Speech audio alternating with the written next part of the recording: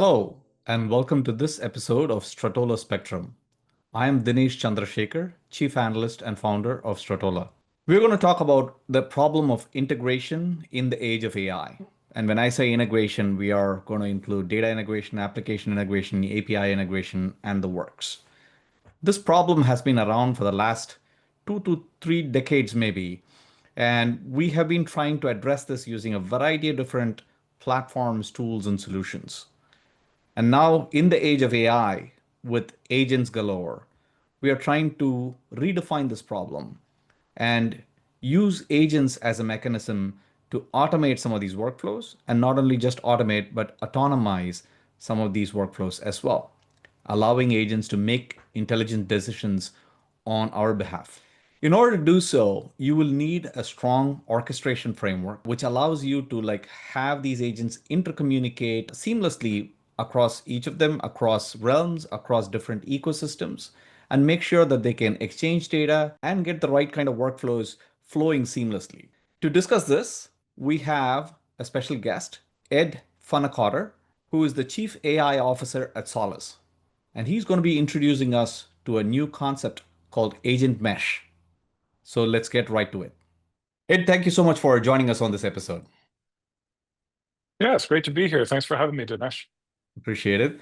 So let's start talking about your journey at Solace. You've been there for like 21 years plus, is that right? That's right. Yeah, 21 years. It's crazy. And yeah, just like how the industry has evolved and adapted and pivoted with so many different ways. I think you started off as a FPGA architect and then kind of moved into your current role as a chief AI officer. So tell us about that journey a little bit. Yeah, it's been quite the journey. I mean, I started off my career back doing chip design. So building internet core router chips, trying to do high-speed traffic management type of stuff. And I came to Solace back, 2004, a long time ago, to build their high-speed data path. So we were building hardware appliances to do really kind of what the technology we do today, but at a hardware level. So that's event brokers being able to do very low latency, high throughput topic matching so that you could do basically message middleware. So it's a pub sub type of architecture, and these FPGAs would be able to do very, very high speed matches between millions of subscriptions against a topic that was in your event that's coming through the device. And so that was in my early life here doing that kind of work. But then I got into the management. I was running the lower level data path team for a while. Then I kind of grew up and became the SVP of the whole engineering team for the core products of Solace. But my heart was always technology. And really over the last decade, I was still doing a lot of AI type of stuff on the side, taking courses, playing around with machine learning and that type of work. And when really generative AI kind of hit the mainstream, ChatGPT or whatever, I've been looking at that stuff for a while, but now it was time that, all companies needed to get involved with AI, really strongly. And so it was a time I thought for me to pivot away from management and get back to my roots and really start to run what became a reasonably sized AI team here at Solace. And so initially it was really looking at just me, how do I integrate and play around with and try to accelerate the adoption of AI within Solace as just a base technology to make us efficient.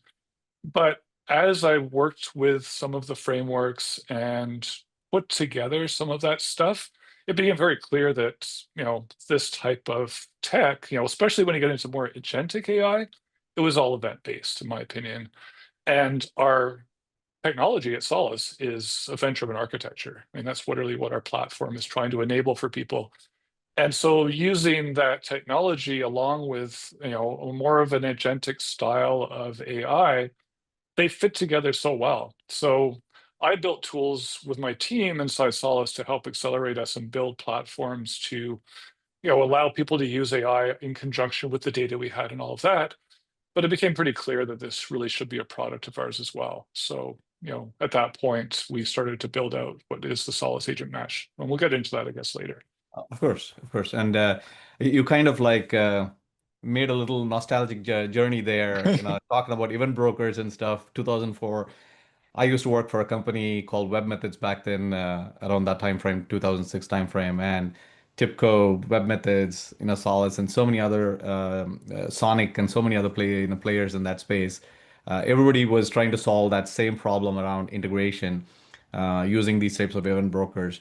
But the funny part is that 2 decades later, we are still talking about integration problems rampant across the board, with like so many different source and target systems, and the problem is still there. Now we are trying to solve it using a different set of tools, a different paradigm, agentic AI and whatnot. So how do you see that, evolve, the space evolve, but the problem set kind of still being the same? Yeah, it's interesting. I mean, for us, we started in the financial industry, really. I think a lot of the big players back then were looking at how do we enable, especially, trading floors and that type of thing, be able to move data around efficiently, but then also be able to use that data on the side for other purposes. And as the technology has grown up, I think it's really moved into a lot of other areas to enable people to do, again, event-driven architecture type work. In this new paradigm, like you said, in AI and stuff, suddenly there's another type of use case that needs to marry together data processing with data access and integration. And a lot of it is event-based still. Clearly, if you want AI to be very useful to you, it can't just be a chatbot. It's got to be acting on things that are happening, constantly. And so again, I think that people are trying to figure out how do we build a system to allow a flexible way of reacting to events, but also being able to build a deployable system that can receive those events and process them and be resilient and robust and all that type of stuff that you want in your enterprise. And it's a tough thing. And I think what I see a lot right now is that it's a different kind of area of technology users that are trying to solve this problem again. I mean, you had your integration teams within these big enterprises that understood this type of technology and has used it for years. But now you have the people that came often from academia or wherever that were AI experts, and now they're trying to solve, again, a similar problem that's been looked at many times over the years. And so we're trying, of course, to help them with our technology and helping build some frameworks on top of that to make it easy for them to, again, solve these same problems. I mean, one thing we say often is in our presentations for us, selling our agent mesh, is that AI is actually often a smaller piece of solving this bigger problem. It's 10, 20% of the work is trying to figure out your prompts and understand that stuff. But then you have to hook in all of your data and hook it all in a secure way and make sure it, again, works well and gets the right data to the right place at the right time. And that's tricky, right? It's not just, do I have the right prompt at this Yeah, point? yeah, yeah. So again, talking about the 2 decades of like evolution here, Hmm. one thing that I also can emphasize is that what used to be the volume and the velocity and the variety of data 2 decades back is not the same. It has definitely like multiplied, extensively. And then the variety of data as well, now that we have like unstructured data that we can tap into, and particularly as you said, like, because of AI, we are able to as well.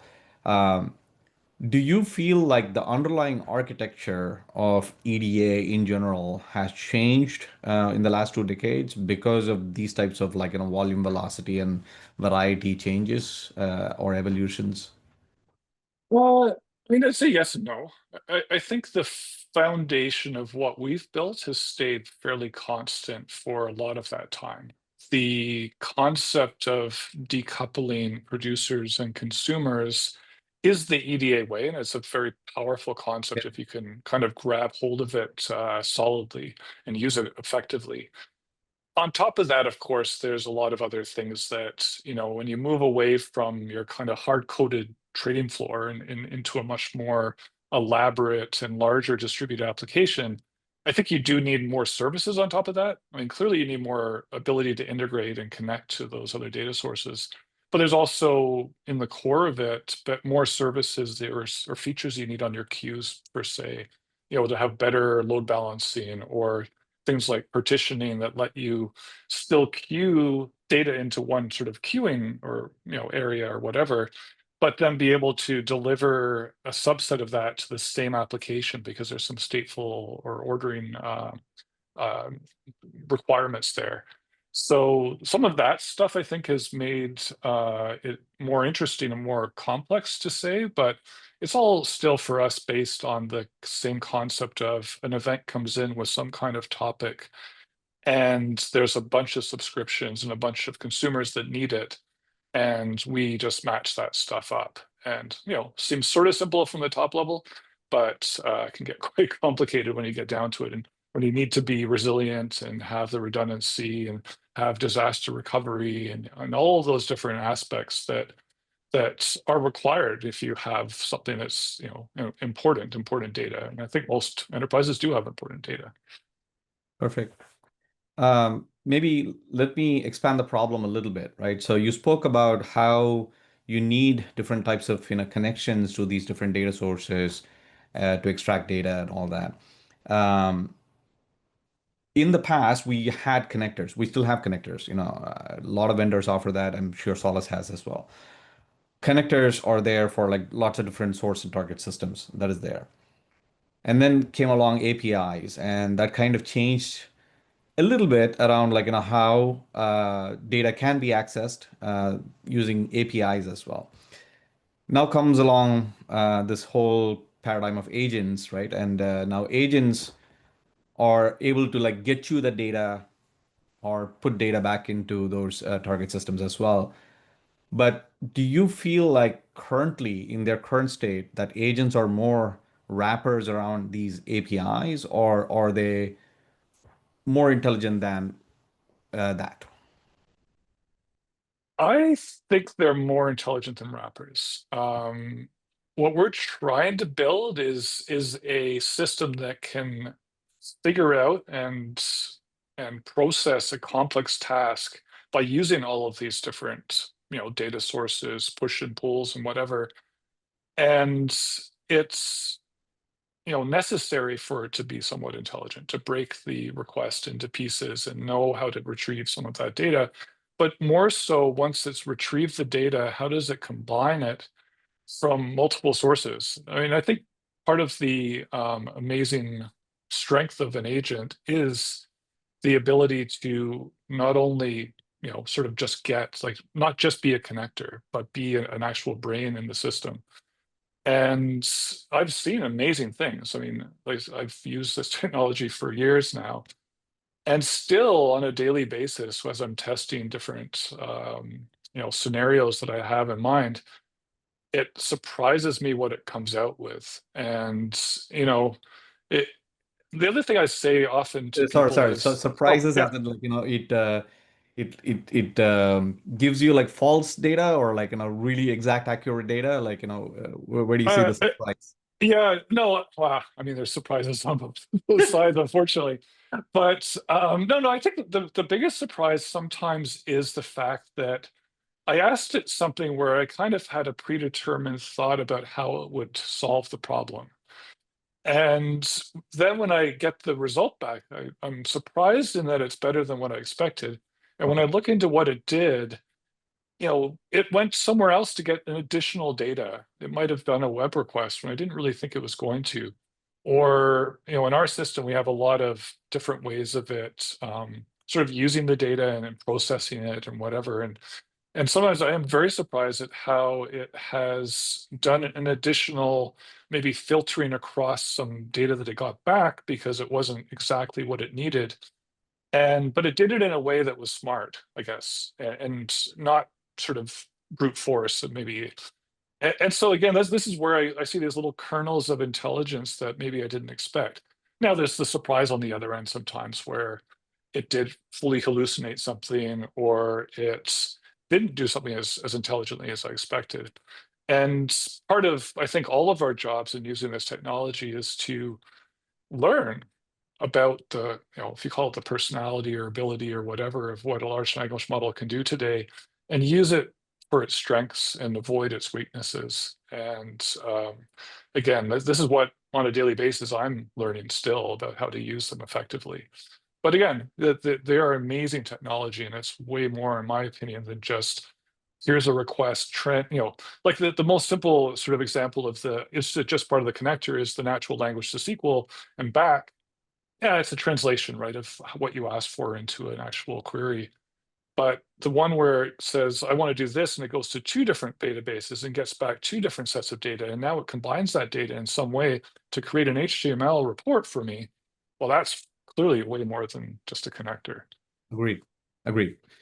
And I apologize, I'm like slowly building it up, the question set, so that we can kind of talk about like the bigger questions as well. One leading question from what we just discussed is, as we start looking at the current set of vendors that are offering integration solutions, as well as like their own ecosystem set of like here's how we expose our data or how you can interact with us and all that, is what I find that everybody is producing their own set of agents, right? So SAP has its own set of agents, Salesforce has its own set of agents, and so does everybody. So I call these as agentic bubbles, because everybody has their own bubble of agents, and they work fantastic within their ecosystem. But the moment you start talking about this working with the other bubble of agents, it starts like becoming questionable, right? So I wrote or talked about a need for an integration framework, like I think late last year or something like that, where I said these bubbles need to like start coming together, and the only way they can make happen is have a common integration framework, a standard that'll evolve through which all these will start communicating. And then like a few months later, MCP becomes like the rage, A to A starts coming up and all that. So I feel like suddenly like the um paths have been opened up, and everything is like now starting to like flow across each other almost in a seamless way. Do you feel like it has truly opened up? Solace is like kind of like offering that integration framework in a way, right? So bridging across these different silos, agentic silos, if you will. Do you feel like that has opened up truly because of MCP and A to A, or do you still feel like there is more room for improvement? Uh, I mean, I think the fact that we have defined protocols now that serve those purposes is great. I really hope that it does lead to a much more open ability to communicate through these things. I don't know if it's going to result in, let's say, Salesforce producing a sort of public A to A interface that lets you just talk into it through that mechanism. I know some places like Atlassian, for instance, serves up an MCP server that you can just talk to with MCP. That would be awesome if everyone were to do that. And maybe we'll start to see that being a base requirement that you just need to do. But I think, just like you say, these bubbles of agents that exist, they're trying to make money off those agents as well. Exactly. And so there's not a huge amount of incentive, I think, there's incentive for, say, SAP to be able to reach into Salesforce to get the data, but there's less incentive for Salesforce to allow you to do that. So I think a lot of different bubbles of those want to pull, not so much want to give. And so how that will pan out, I'm not entirely sure. I think from Solace's point of view, I mean, we are not a data source. We're not trying to hold this data in. Right. We have always been an integration play. We are always trying to bring things together. And with what we're trying to build is literally what you're saying, is to be able to speak A to A or MCP directly into those things and pull the data out so that you can, within your own enterprise, bring together SAP and Salesforce or Atlassian or GitHub and all of that stuff. Because an agentic framework or an agentic platform is only as good as the data it can bring into it. And I've said before that adding new agents isn't so much additive into that system, it's more of an exponential thing. Because once you have all of that stuff, there's so much more you can do. I mean, one example we have is our support tickets that come into Solace, and we want to process them to the most that we can, with AI, if we can do that. And if you look at what you might need to have at your disposal to, well, not necessarily solve the ticket, but at least bring all the information in that you can, You need to have your existing support tickets, of course, to look for similar past issues. You need to have your customer documentation nicely, vector databased or whatever, right, indexed. And you might also need Atlassian. We have internal issues that are in it with Atlassian. We have our support tickets actually in Salesforce, so they're not actually unified. So we have those two places. And then we might want to go to GitHub and actually look at the source code as well. Why not? So there we have like 4 different external systems that we want to bring together. And none of those systems really is built to do that for us. Maybe they will expand to that or whatever, but for our own sake, we're doing that, and we want to build a generic platform that can do that. Like, back to your question, are they just going to have happen? I don't know. I mean, it would be great if all 4 of those had an A to A interface, and I could just go and ask, Yeah. natural language for A to A and have events come back with status and all of that kind of stuff. I mean, that would be wonderful. At least with MCP. I mean, I think all of them may have an MC. I know GitHub has an MCP, Atlassian Yeah. does. These other ones likely will. I mean, there's third-party ones for sure already. That's a bit more, straightforward, let's call it. It's more of an API access than it is an agent access, but that's good enough, I think. If you have the intelligence on your side, you can just pull the data in and do it locally. So I don't know, but I think honestly for enterprises, that's where you want to get to, right? You want to be able to do that, full-fledged processing like a person would do. And a person for us would need to access all of those different places to be able to try to solve what this issue might be that comes in. Um, and of course, with more data sources than that for other I aspects too. think that kind of brings it up very nicely into the topic that we wanted to talk about, which was the agent mesh thing. So if you were to like automate this trouble ticketing process, as you just said, with 4 different systems, none of those having like any kind of connectivity in between. So you act as practically the orchestration framework in the middle, trying to get data here, make the decisions, and then go after like other systems as needed and all that. Um, is that what the agent mesh is designed for? And tell us a little bit more about like, what your perception or like your definition of agent mesh is and how Solace is approaching this problem. Yeah, no, it's exactly that. I mean, the agent mesh is a sort of always on set of agents, and the degree of the resources you need is not huge, but basically you create a number of different agents. An agent in our definition is pretty conventional. It's basically an LLM that has software. It actually uses Google's ADK as the main runner inside there, and you just configure it with a set of tools. Some of those could be local Python things or JavaScript or whatever, something running locally, but then you could also have MCP access that could be local or remote. And that's just a configured thing. And then the agent also has a lot of other configuration in terms of its prompts and its background knowledge and all that type of stuff.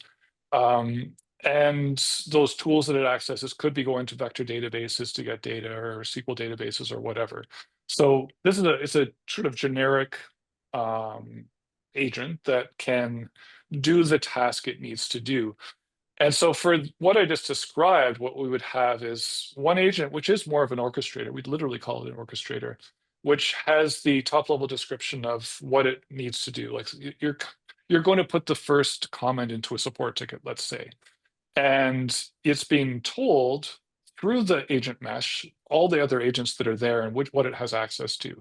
And so in this particular case, we would probably give it a customer documentation agent, so it's able to learn anything about Solace, which includes potentially GitHub issues or community site or actual written documentation. That's one agent. So you have another agent that might be able to go to our Jira database, another agent which maybe would interact with our external customer support tickets. And those support tickets also have a database which is vectorized, so we can actually do searches and that. So all of that stuff is there. And we might have 4 agents that are capable of doing that. And then this top level agent that is able to communicate with all of them. And so you would get in an asynchronous event that would just come in to the agent mesh through a thing we call a gateway, and those gateways are just the external access into the system. And that would just show up because we would just get an event from our support ticket database, and it would start processing it. And literally through the magic of these agentic systems, it would break the task of trying to solve or create the first comment into this issue and look at all these different things. And we would have some templates to kind of suggest what you need to do and all of that. And it works surprisingly well to come up with a whole set of information that is relevant to what that issue is with the sources of that data and so on. One thing we've spent a lot of time in the agent mesh is the data lineage and sort of storage of that data.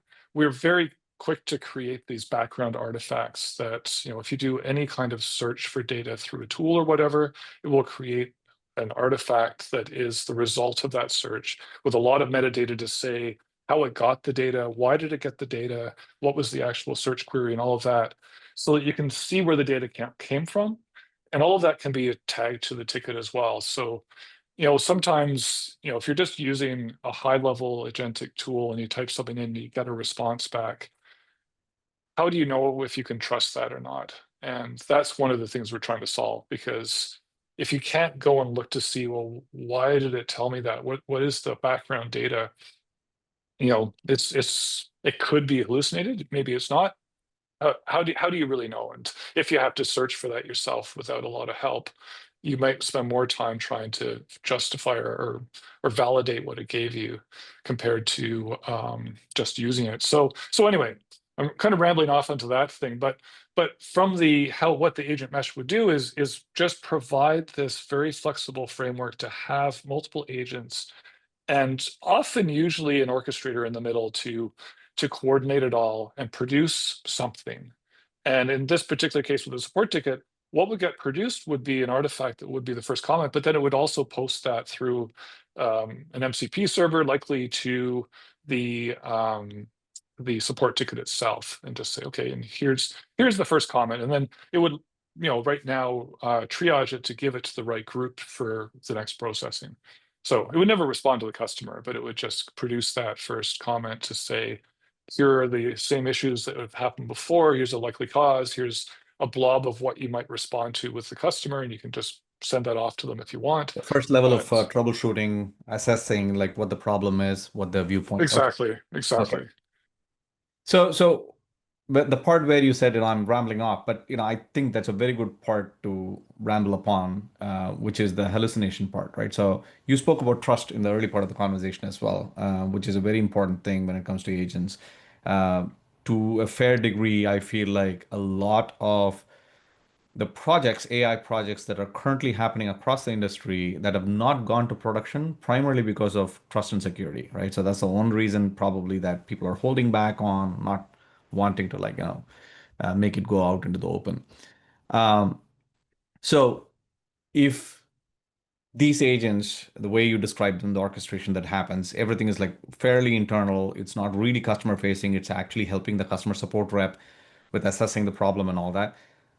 This is actually a really good use case, right? So it's not actually like, telling the customer, advising the customer, shut off your this, that, and all that. It's not doing that. Rather, it's actually suggesting here are like the possible challenges, outcomes, and all that kind of stuff. So, which is actually a really good thing. But I wrote about something called as like the cascading errors problem, right? So when you have an orchestration of agents, one following the other, taking the input from the previous one and then following the other and all that, if the first one is like 95% accurate, um, and the second one is like 95% accurate and so forth, by the end of it, it's not really like that much accurate. You start adding up the accuracy, or like calculating the accuracy across these agents, you end up with like, I don't know, 74% or 86% or something like that at the very end, which is not really trustworthy at the end of the day. How do you solve for it? How do you like make sure that it is really trustworthy? I know you talked about the data lineage. That practically implies that there is a human in the loop that allows for the human to actually go and look at the data, blah blah blah, and then like verify if it is like right or not and all that. Not all orchestrations are going to be that way, right? Not all orchestrations require a human in the loop. So how do you solve for that, and how do you infuse more trust in these kinds of orchestrations in these use cases? Yeah, I mean, this is hard. This is the hard problem of this, of course. So, I mean, one of it is what I've described, of course, is to have the data there for people to look. It's human in the loop. Evals, of course, is, you know, industry's sort of like, here's how to here's how to solve it. Just test it a lot, right? I do think one thing you said of this cascading error problem, it is a problem. However, one thing I would say, at least in this particular issue I'm talking about, the depth of pipeline is potentially not that long in the sort of like the solution that I'm talking about, where it's one orchestrator going to multiple sites to get back multiple things. To combine that, you know, it's a few levels deep, but it's not necessarily 4 or 5 or 10. However, you know, it does chug on a little bit sometimes, so there will be that cascade a little bit. But, you know, in many cases, you know, a support ticket might come in and it's like, how do I use this feature? It goes and gets the customer documentation, brings that back and puts that into the ticket. That's not that risky and it's fairly straightforward. The harder one is, yeah, when you talk about, oh, there's some big bad problem and maybe you could fix it by changing this knob to that or resetting this thing, you're getting into much more troubling territory. And if you do that wrong, you could hurt someone's production system. So I think it's still, I mean, we're still in the mode, unfortunately, of human in the loop and being able to evaluate risk versus reward of trusting what's there. Um, Clearly, over time, we want to get into these things being fully automated. How do you do some of that? I mean, there's a variety of different ways. There's, you know, LLM is a judge. There's, you know, potentially parallel execution of these things with oversight as you go along, and with the hope that, you know, your 95% turns into 99% because you've got a few different, you know, views on the same issue, potentially even with different models, and the cascade is going from, you know, down to 74% to maybe it's now 91%. Yeah. You're still not perfect, but I think with a lot of these things, you know, and take automated driving as another example, you need to be as good or better than the person involved. And that's your starting bar, right? And if you can be on average better than your average support worker, you might still have some embarrassment. And the embarrassment maybe is much higher than a person getting it wrong. But if on average you're better than the person or the group of people, then, well, it's not, you know, that's where you are, right? And, Yep. you know, with a lot of these things, you'll never get perfection, whether it's people or not. You can just hopefully move yourself further and further along and closer. The one thing with automated systems, even LLM based ones, is that at least you can look at faults that happen and hopefully test for making that particular fault better, which then brings the entire system to a higher point. Whereas if a person makes a mistake, you can give training to that one person, but you don't necessarily raise the bar for everyone. You know, you can make better training, of course, for everyone, but, you know, it's often these are individual problems that you solve individually.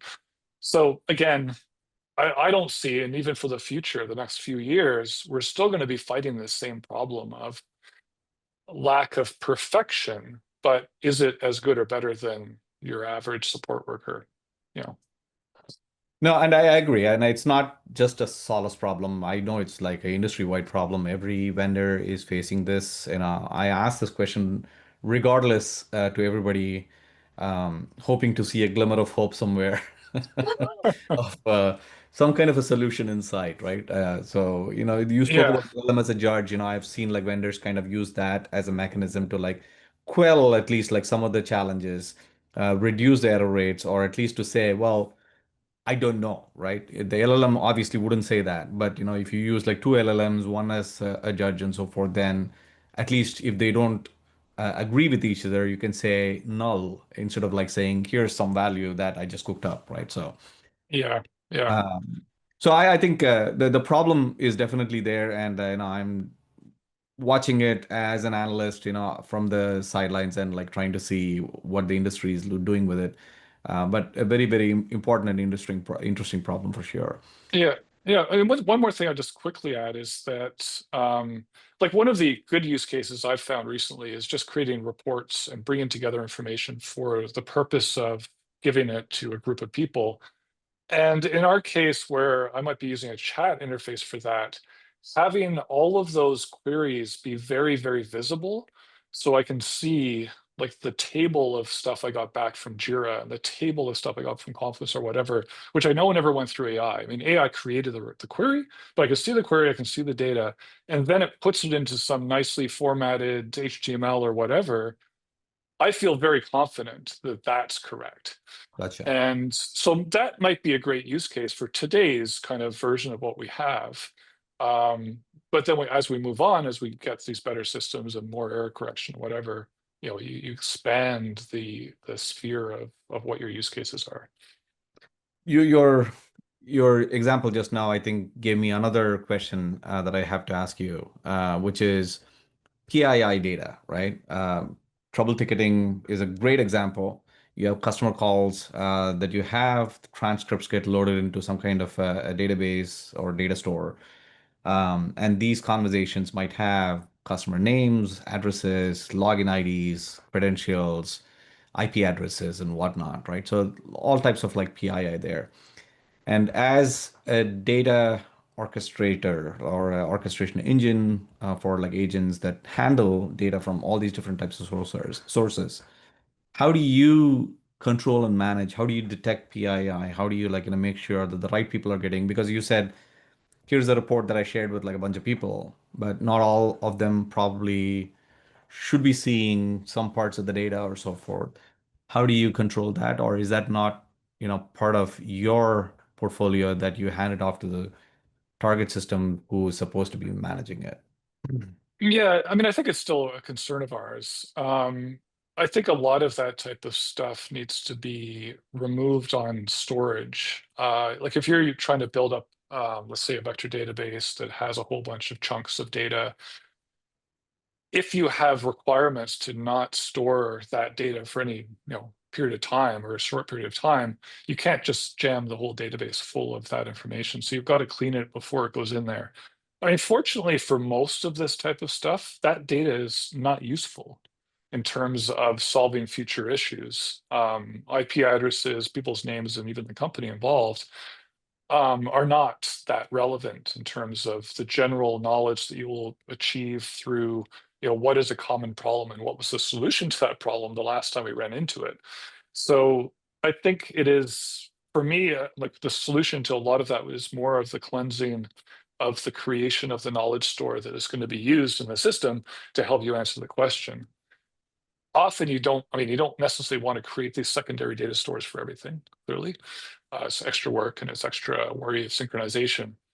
But your source solution also has those issues, right? And if you're in Europe or whatever, and you have to respect all of the PII type of rules to not store that stuff, you have to have already done it in those systems. Exactly. So it is, I mean, it's tricky, right? And there's also other aspects of it where it would be really, really useful if we could look at all the logs from all the different issues that we've had in the past, but those are all encrypted and they're, all protect, like it's like you're fighting against a bit of security and fair, to be fair. I mean, you're fighting against some of that stuff.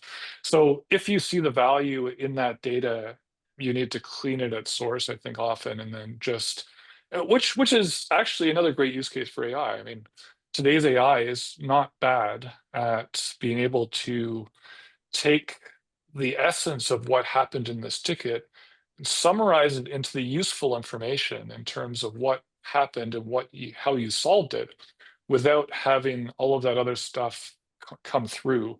Now, will it make mistakes? Yeah, probably some stuff will leak through, but in general, and that will get better over time, um, it will be a fairly successful cleaning process without losing what you need. And again, like I said, like that information is irrelevant really to trying to solve a future problem. So luckily, the information you want isn't that. However, it's fair. It's a fair question. I mean, within the agent mesh itself, like we don't have any long-term storage really, or at least it's configurable in terms of how long your chat sessions and stuff last. So in terms of the kind of data that flows through during that period of time, it's not long lived. And you might have configured the thing to store chat sessions for a very long period of time, and that's on you. You can decide what you want to do with that. But you can have chat sessions that last for a day and then it's gone. And if you happen to give access to your support ticketing system with actual data like that, well, it came in, it was pushed through the system, but then it disappeared. Right. So, and it was only seen by you at the end of the day. Yeah. No, I firmly believe that left shifting the problem is actually a very important thing when it comes to data privacy and security. And the industry needs to wake up to that fact. I think everybody's like kind of passing the buck and going like, not my problem. The data source system has it, or like target system will handle it, or whatever it is. But I think you're absolutely right. You need to left shift the problem and solve it. Um, we are running a little over, but I'm totally enjoying the conversation. Let me ask you this question as kind of like coming to a closure, kind of a way to ask you this. What excites you about the AI landscape today? What are you truly excited about in terms of like here's what's coming. I'm like excited about like working on it. There's so much, but I would say, there's a few things. One, I'm not sure exactly where, say, large language models are going. Clearly there's more multimodal type of stuff, and the, maybe even the term LLM kind of goes away because there's literally a bunch of different ways to push, you know, information into them, and there's a bunch of different ways to get it out. So whether it's speech in or images or whatever, and we're getting there, right? Um, the other side of it as well is like I think that it depends on how you look at the increase in quality of LLMs. And if you look at it sort of how far away you are to like perfection, you're still seeing fairly reasonable gains, right? But if you look at it, is it that much smarter? It's clearly kind of asymptotically getting up there. However, I do think that there is an unstoppable force when it comes to technology and becoming faster and cheaper. And I do think there's a lot of excitement on my side as, say 2 years from now, doing an LLM inferencing takes 1/10 the time and costs, 1/50th the amount of money. And all the different things you can do with just being able to do 5 or 10 of these things in parallel, coming back to LLM as a judge or an overseer or LLM as a committee and all that kind of different things you can do.